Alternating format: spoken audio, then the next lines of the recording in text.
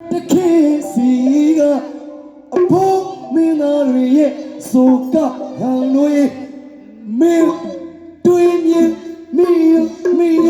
အသေးမဆွဲတင်အောင်စဘူးတာဟာရှင်မစကား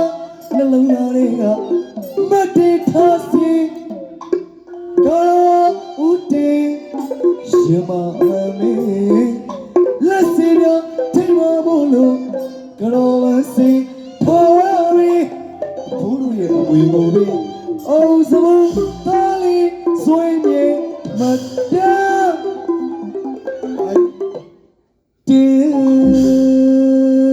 ကောင်းတယ်ဗျာ